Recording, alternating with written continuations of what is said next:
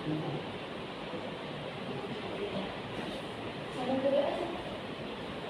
silakan. Kalau mau menerangkan sampai berdiri juga nggak apa-apa. Ustaz ya.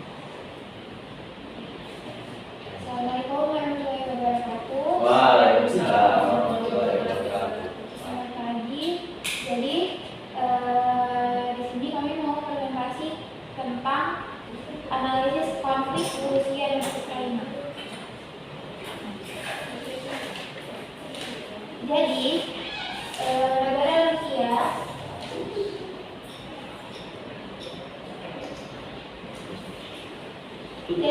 negara Rusia punya beberapa sejarah. Yang pertama itu ada asal-usul dan bangsa Slav Timur. Yang kedua itu ada munculnya Rus Kiev pada abad ke-9. Yang ketiga ada pembagian dan penaklukan Mongol abad ke-13. Yang keempat kembalinya kekuasaan Moskwa abad ke-15 dan 16. Yang kelima ada ekspansi dan pembentukan kekaisaran Rusia di abad ke-18. Yang keenam ada pengaruh Kristen Ortodoks dan budaya Bizantium. Yang ketujuh ada warisan dan identitas nasional. Yang kedelapan ada pentingnya kekaisaran Rusia. Yang kesembilan ada keberlanjutan sejarah Rusia. Dan yang terakhir ada pengaruh luas di berbagai wilayah.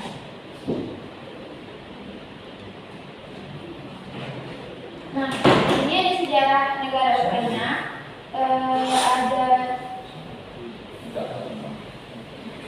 Ada 10 macam, yaitu yang pertama ada pemukiman Neanderthal di Ukraina. Yang kedua ada peran steppe Pontus Kaspia dalam zaman prasejarah. Yang ketiga ada zaman kuno Ukraina. Yang keempat ada perebutan kekuasaan dan pembagian wilayah. Yang kelima ada periode pemberontakan dan pembagian wilayah abad ke-17.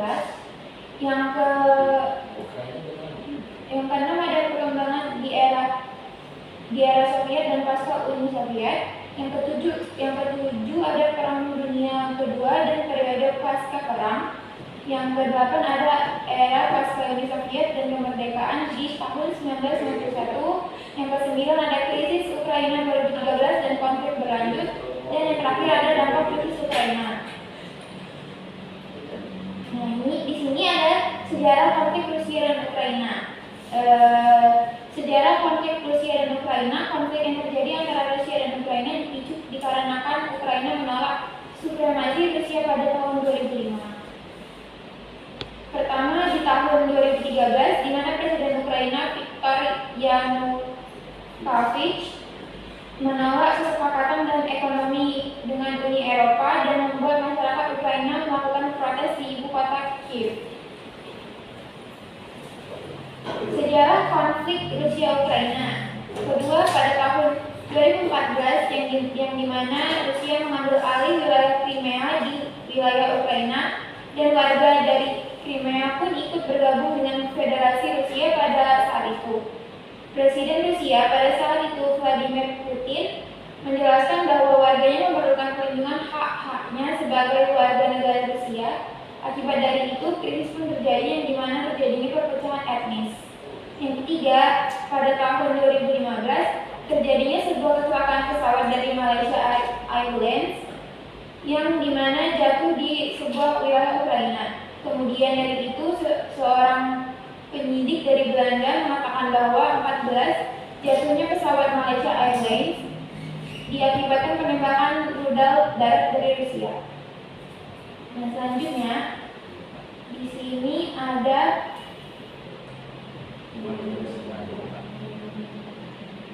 yang keempat pada tahun 2016 NATO mengirimkan aliansi batalion angkatan daratnya ke Eropa Timur untuk mencegah agresi yang dilakukan oleh Rusia. Dan akibat dari konflik yang terjadi pada tahun 2014 yang dimana pengambilan wilayah Crimea dan dari Ukraina menyebabkan beberapa masalah seperti serangan siber, pemadaman listrik, dan serangan siber komputer pemerintahan dari bisnis di Ukraina.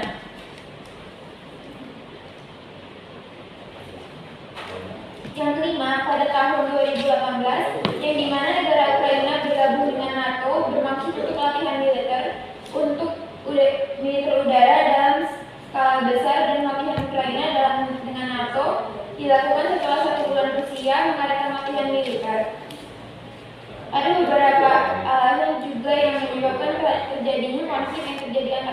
Ukraina, yaitu sejarah politik dan ekonomi.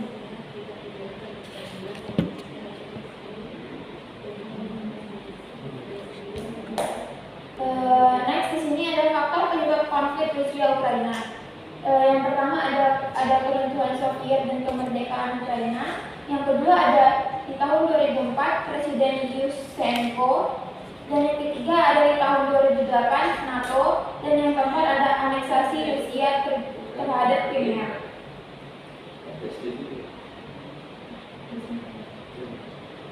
Di sini ada keruntuhan Soviet dan kemerdekaan Ukraina. Di keruntuhan Uni Soviet memicu gelombang negara-negara yang ingin berdaulat, termasuk rakyat di Ukraina. Pada tahun 1990, lebih dari 400.000 orang bergandengan tangan untuk membuat rantai manusia dari kota Ivano-Frankivsk menuju Kiev. Mereka mengibarkan bendera biru dan kuning yang dilarang pemerintah Soviet. Pada tanggal 24 Agustus 1991, Parlemen Ukraina berdeklarasi merdeka dari Uni Soviet. Tanggal itu merupakan hari kemerdekaan Ukraina.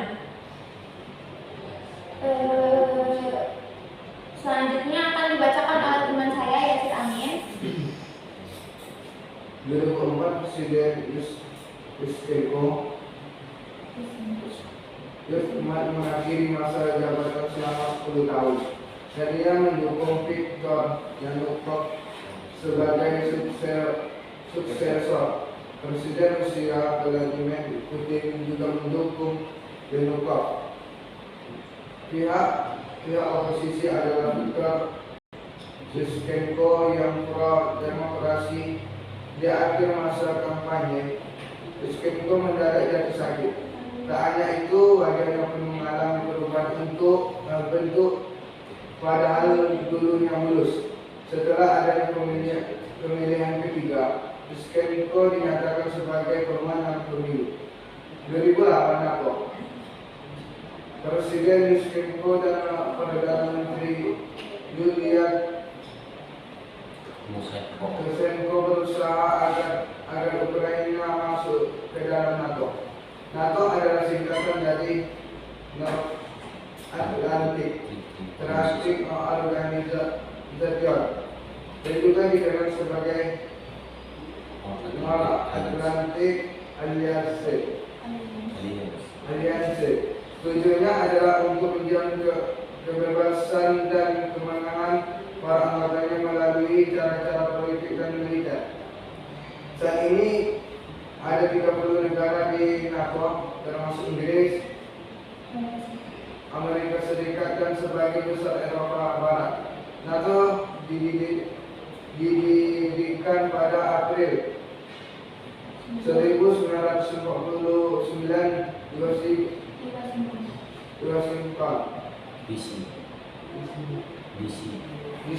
Kantor pusatnya berada di Brussels, Belgia. Aneksasi Rusia terhadap Crimea. Konflik yang terjadi di Rusia dan Ukraina disebabkan karena konflik pembebasan atau perang revolusioner yang dilakukan oleh suatu negara untuk membebaskan rakyat negara lain dengan alasan etnis atau ideologis. Pengiriman pasukan militer Rusia ke Ukraina dan Crimea karena Presiden Vladimir Putin ingin melindungi kepentingan negaranya dan rakyat yang beretnis dan berbahasa Rusia di Ukraina dan Crimea. Dampak konflik Rusia kepada Ukraina terhadap Indonesia. Ada dua dampak yang ditimbulkan. Yang pertama dampak politik, kedua dampak ekonomi. Dampak politik, dampak perang antara Rusia dan Ukraina terhadap politik global khususnya terhadap Indonesia tidak terlalu signifikan mengingat hubungan di antara kedua negara ini terhadap Indonesia cukup baik. Indonesia yang menganut politik bebas aktif sudah seharusnya menjadi penengah di antara kedua negara ini dan tidak memihak siapapun serta mendamaikan dan memberikan bantuan kemanusiaan. Dampak perekonomian.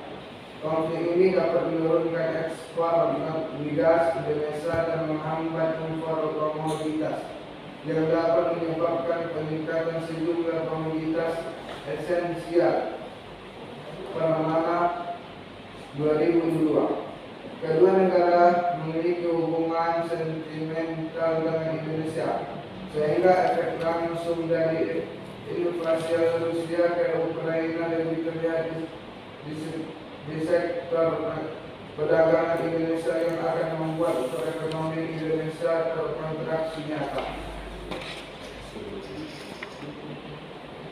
Jadi segitu dulu presentasi kali ini.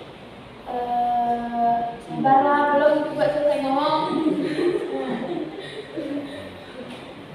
Jadi di sini kami membuka sesi tanya jawab kepada audiens yang ingin bertanya. Ya, berapa sih? Dulu sih Pak. Ya lama lagi Pak.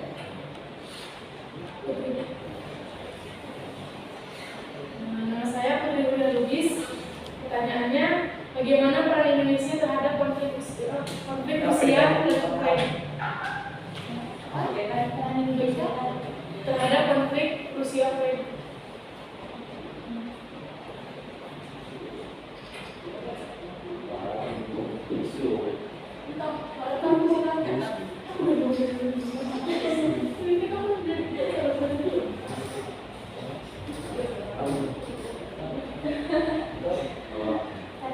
Gas.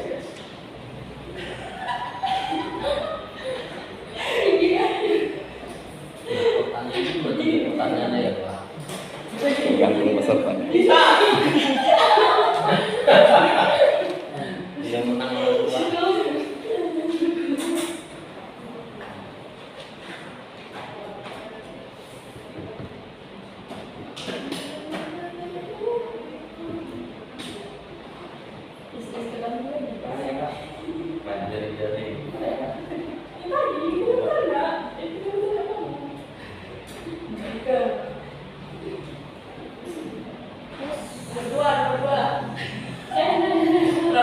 Kamu tuh gak terakhir.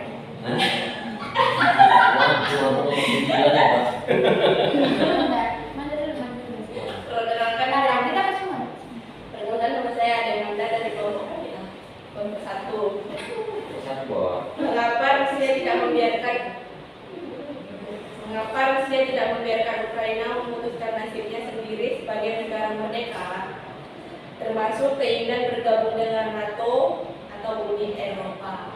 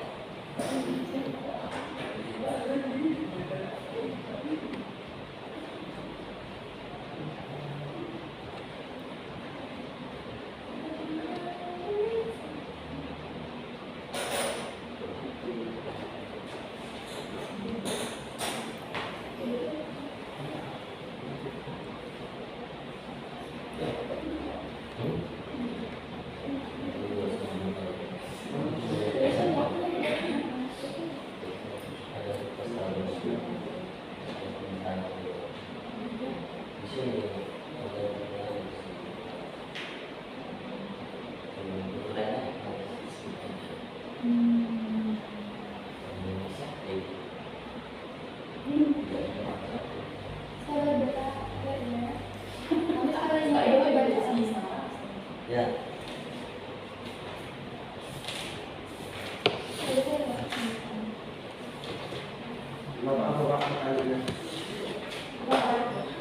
Saya, oke, kenalkan nama saya Jessica Kurnia dari kelompok 6. Kelompok berapa? 6 7 saya. Bagus Pak. Sendiri. 6. 6. Ya. Pertanyaan saya, jelaskan dampak krisis Ukraina dalam bidang ekonomi yang timbul akibat konflik Rusia Ukraina.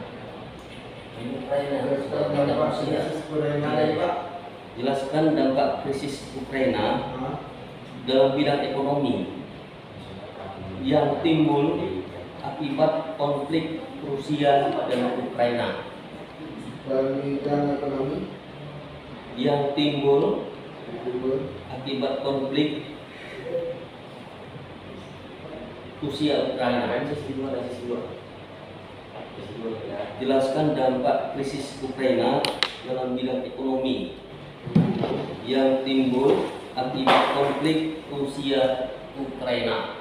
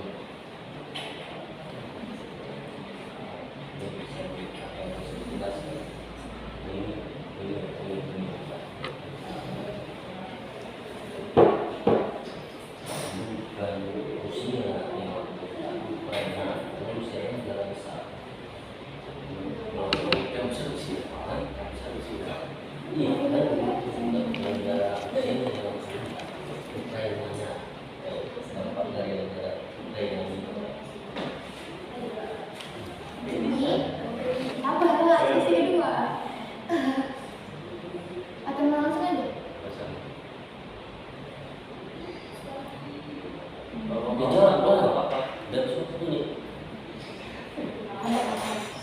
Di sini saya akan menjawab pertanyaan Putri tentang bagaimana peran Indonesia terhadap konflik Rusia dan Ukraina.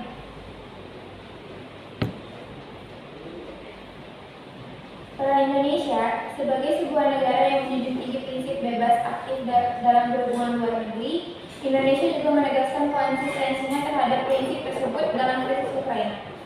Hal itu ditegaskan oleh Direktur Eropa II Kementerian Luar Negeri Republik Indonesia atau Kemlu RI, Winardi Hanafilaki, dalam diskusi terkait konflik Rusia Ukraina Jumat tanggal 12 bulan 3. Ia menegaskan bahwa bebas aktif yang dimaksud bukan berarti netral aktif, tetapi juga dengan memberikan kontribusi baik dalam bentuk pemikiran maupun bantuan terhadap penyelesaian konflik.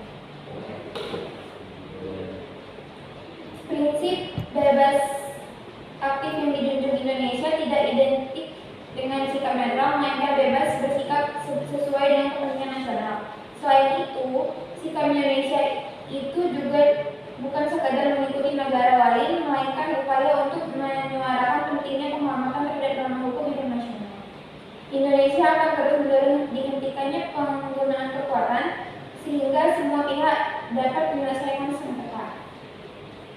Indonesia harus menjadi jembatan perdamaian bagi Rusia dan Ukraina yang tengah berkonflik. Sebagai negara yang memiliki cita-cita luhur, kita harus terlibat aktif mewujudkan perdamaian dunia.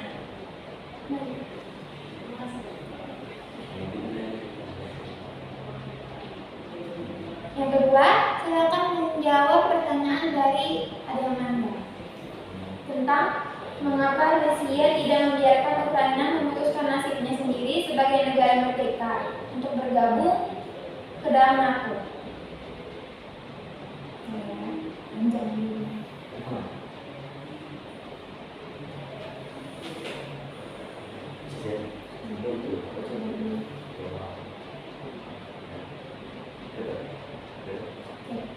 Secara singkat, sejarah membuktikan bahwa memang jantung Rusia atau yang disebut sebelah barat dari peta Rusia sekarang memang rentan invasi yang datang dari arah Eropa.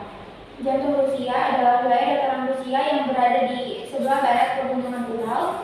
Wilayah ini adalah yang paling manusiawi secara alami dibanding Siberia di sebelah timur Ural.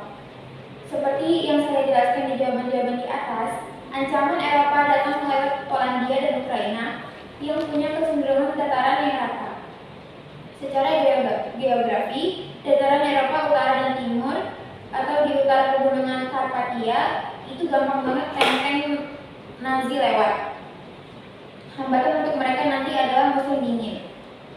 Jadi, yang dilakukan oleh pemimpin-pemimpin Rusia yang kuat atau macamnya Stalin dan Putin bukan loser kayak Gorbachev atau Yeltsin, adalah memperluas buffer ke arah Eropa. Itu sebabnya Rusia punya armada tank terbesar di dunia untuk menangkal invasi tank Eropa dari jalur itu.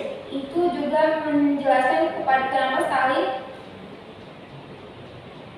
ngadil dengan Hitler untuk membagi dua Polandia. Itu juga sebabnya Uni Soviet membangun negara-negara komunis dari Rusia sampai Jerman Timur di era Perang Dingin. Dan itu juga menjelaskan kenapa Putin sensitif dengan perpolitikan Ukraina.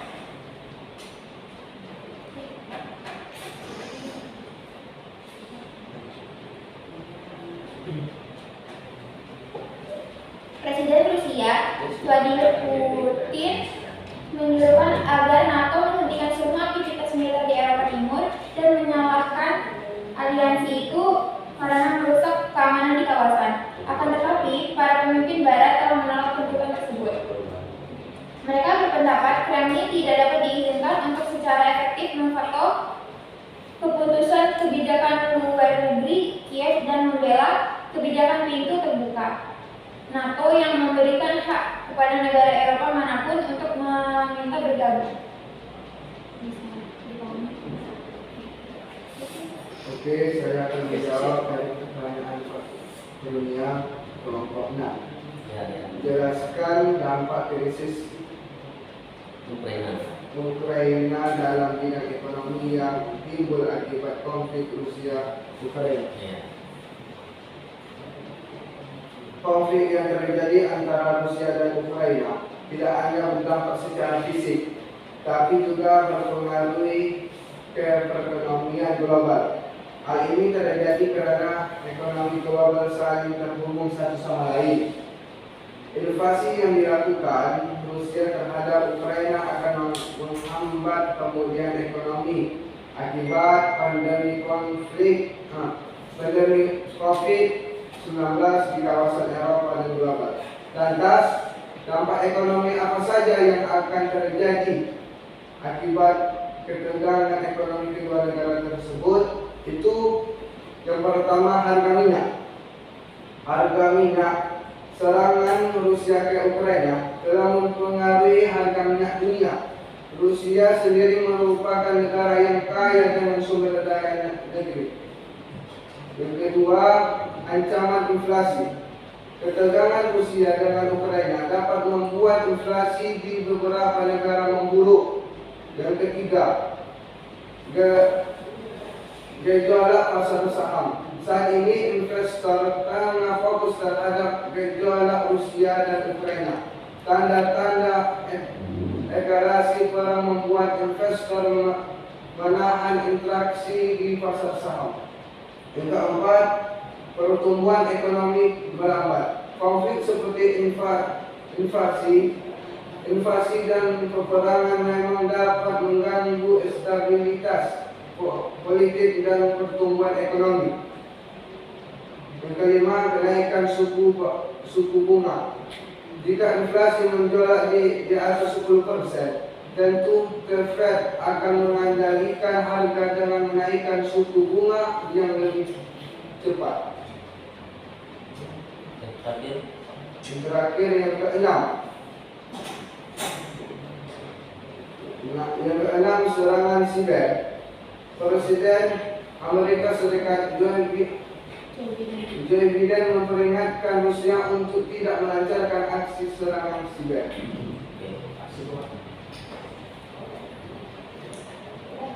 Oke, pas. Ya. Tidak. Bagaimana kondisi Bagaimana dan situasi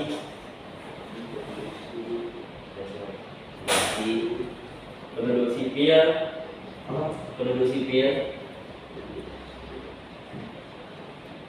pada konflik Ukraina dengan Rusia. bagaimana kondisi Penduduk sipil Dan penduduk sipil. penduduk sipil sipil pada konflik Ukraina Rusia. Rusia Ukraina. konflik Rusia dan Ukraina. Ya, betul.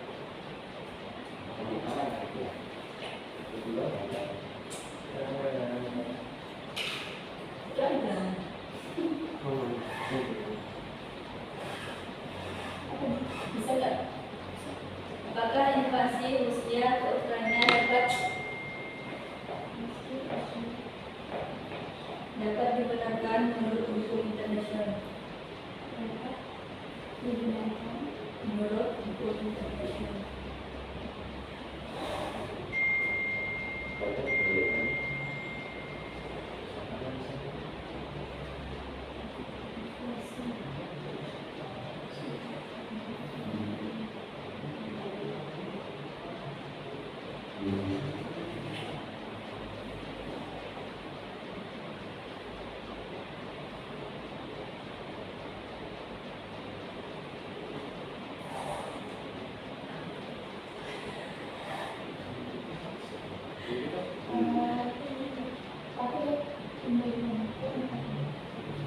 Saya akan menjawab pertanyaan dari Anda, yaitu apakah invasi Rusia ke Ukraina dapat dibenarkan menurut hukum internasional?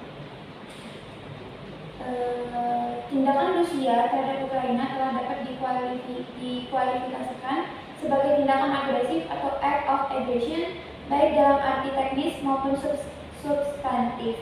Jadi,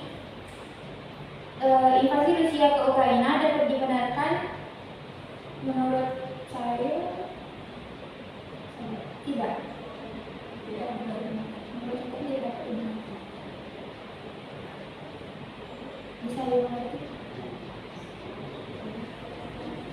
Alasannya. Ini bukan alasannya. Ya, kami kan mau dengar ya Pak ya. Ya kan nggak ada pertanyaan alasannya. Penjelasan tadi. Ya kan udah jelas ya. Apa yang ada di bawahnya?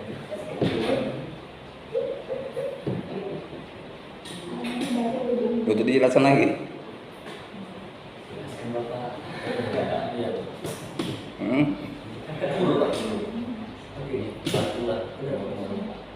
Oke, saya akan Nanti menjawab dijelaskan. pertanyaan juga bagaimana kondisi penduduk sipil pada konflik Rusia dan Ukraina. Konflik telah menimbulkan banyak korban sipil di Ukraina selama 3 bulan terakhir, dengan banyak keluarga yang berjuang untuk memenuhi kebutuhan paling dasar mereka, termasuk pendidikan. Lebih dari 1.800 sekolah dan universitas telah rusak atau hancur sejak invasi Rusia pada tanggal 24 Februari. Menurut Kementerian Pendidikan, pasukan Rusia telah menembaki dan membom banyak sekolah. Kedua belah pihak telah menggunakan sekolah sebagai pangkalan militer atau untuk menyimpan senjata. Oke,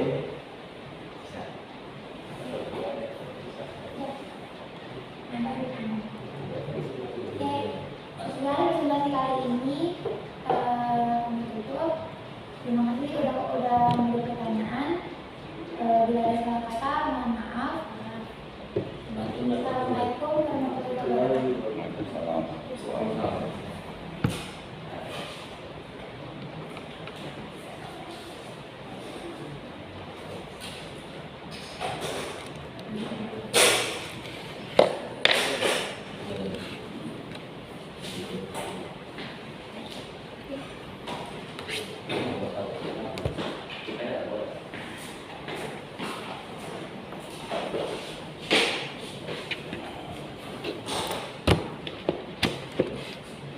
sedikit saya tambahin ya dari yang pertanyaan Binda tadi.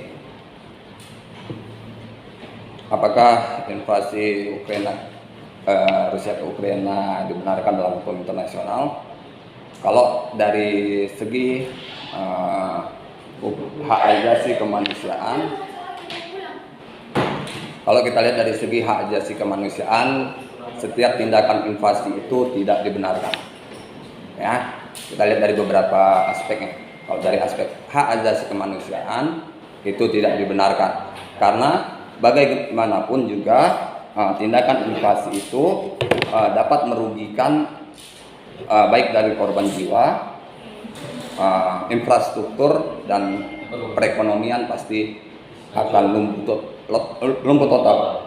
Yang lumpuh total adalah Ukraina. Yang saat sekarang ini lumpuh total adalah Ukraina. Tapi kalau Rusia sampai sekarang ini masih aman. Karena apa? Karena Rusia, seperti saya pernah sampaikan, bahwa Rusia itu adalah pemasok gas utama Eropa dan Amerika. Ya, kalau minyak itu Qatar, kalau gas itu Rusia. Jadi gimana pun, bahkan Rusia pun sudah melakukan penekanan dengan pembelian gas wajib dengan mata uang rubel. Mereka tidak menerima lagi dengan mata uang dolar. Itulah bagaimana kuatnya Rusia. Ya, bagaimana Rusia itu bisa dapat dibenarkan tindakannya? Ya, tadi kan tidak dibenarkan secara hak asasi manusia. Bisa dibenarkan. Bagaimana bisa dibenarkan? Karena tindakan Rusia ingin menyelamatkan wilayah peninggalan Uni Soviet. Ya, kenapa seperti itu?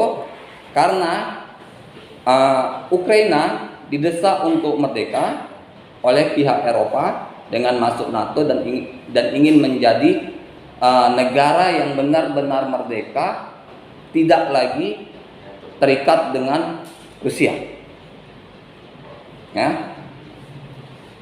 Rusia tujuannya Vladimir Putin hanya ingin menyelamatkan sisa-sisa peninggalan Uni Soviet. Jangan sampai Uni Soviet benar-benar bubar. Ya, jadi kalau kita lihat dari segi penduduk muslimnya terbesar Ukraina. Ya, di wilayah Uni Soviet. Itu yang menjadi topik yang dibahas oleh Vladimir Putin, bahwa ternyata di Ukraina juga ada info-info pemusnahan etnis. Mereka tidak menerima kehadiran Muslim di sana. Mau dimusnahkan, ingin ditetapkan sebagai negara-negara Yahudi. Ya. Ukraina berafiliasi dengan Israel, dia negara-negara Yahudi. Ya. Jadi yang menyebabkan Ukraina bergejolak bukan dari Ukrainanya, bukan dari Rusia, tapi dari orang-orang sekitarnya. Makanya waktu terjadi serangan oleh Rusia, ya, Ukraina minta bantuan sama Amerika, Israel, ya kan? Karena mereka yang nyuruh. Ya, itu logikanya. Mereka yang nyuruh, jadi saat terjadi serangan, ya ini yang dimintain tolong. Ya, yang Israel dengan konyol yang mengirim helm. Ini perang bom. Untuk apa helm? Bukan perang senjata ini. Ya kan? Kalau perang senjata ya helm dibutuhkan. Tapi kalau bom itu tidak dibutuhkan. Jadi intinya kalau dari segi hak asasi kemanusiaan pasti ini tidak dibenarkan. Ya, kalau kita kaji dari hukum internasional, dari hak asasi manusia tidak dibenarkan. Karena korbannya hanya korban manusia, infrastruktur, ya, kegiatan pendidikan tidak jalan, ekonomi tidak jalan, semua tidak jalan. Ya, bisa dibilang Ukraina sebagai negara mati. Dia masih bisa hidup karena masih ada dukungan perekonomian dari negara-negara lain. Itunya sekarang ini. Ya, kalau yang dibenarkannya itu hanya ingin menyelamatkan asetnya, aset peninggalan masa lalu. Ya, jadi kalau kalian mungkin yang lahirnya di 2000-an pasti nggak akan tahu, tapi kalau yang di lahirnya tahun 80-an, 90-an Itu pasti tahu di Piala Dunia pasti udah banyak negara-negara yang menghilang. Ya, dulu Piala Dunia 94 itu ada Yugoslavia. Dan cek sekarang di mana ada Yugoslavia lagi. Ya, ada. Di 94 ada Uni Soviet. Iya. Ya, ada. Ada Yugoslavia ada. Perancis lawan Yugoslavia itu. Mungkin video di YouTube masih ada tuh Perancis Yugoslavia. Ya. Dulu memang negara itu besar, tapi dengan pengaruh Amerika karena nggak ada yang boleh lebih besar dari dia, yang seperti saya pernah sampaikan, nggak boleh nih ada yang negara yang lebih besar dari dia, maka dipecah-pecah. Uni Soviet udah berhasil pecah-pecah. Ya, Rusia masih terlalu kuat, mau dipecah lagi. Ya, Rusia ini masih terlalu kuat, negaranya besar, negara sekitarnya, Kazakhstan segala macam itu terlalu amat patuh. Apa kata Rusia? Maka itu yang ditakutkan Amerika. Ini memang udah merdeka nih. Yang Kazakhstan, Turkmenistan, yang segala macam itu yang di sekitar Rusia itu, ini udah merdeka, masing-masing udah jadi negara. Tapi mereka masih sangat amat patuh dengan Rusia. Ya, jadi roda pemerintahan negara mereka itu yang jalankan Vladimir Putin. Itu yang ditakutkan. Ya, makanya itu yang ingin diselamatkan. Berarti kayak Inggris juga ya Pak ya? Ya. Ada Australia Pak ya? Ya. Jadi kalau dari yang dibenarkannya itu ingin mempertahankan sejarah, ya, kita boleh mempelajari sejarah sepanjang masa, tapi tidak boleh mengubur sejarah masa lalu. Ya, mungkin pelajaran sejarah kalian waktu sekolah udah bertambah dengan yang baru-baru, tapi yang lama-lama jangan. Yang masa penjajahan Hindia Belanda, Jepang itu harus tetap kalian pelajari. Ya, makanya saya juga selalu membilang sama kalian, kalau mempelajari undang-undang itu pelajari dari dasarnya, bukan yang saat berlaku sekarang. Ada itu dijual, ada. Saya pernah beli undang-undang tentang Badan Peradilan. Mulai dari undang-undang Badan Peradilan pertama sampai terakhir saya beli di Gramedia ada. Itu lengkap dengan pasal-pasal itu. Lengkap. Kalau kalian memang mau mengetahuinya, ya itu. Undang-undang Ya. apa judulnya Pak? Terserah kalian mau apa? Tentang badan hukum. Kalau saya semua nyari tentang badan hukum. Jadi kalau kalian ingin jadi praktisi hukum, misalnya kalian ingin mencoba ujian hakim, jaksa, panitera, kalian harus tahu semua undang-undang sejarahnya. Undang-undang Badan Peradilan apa segala macam harus tahu. Karena impian kalian kalau masuk hukum ini pasti itu.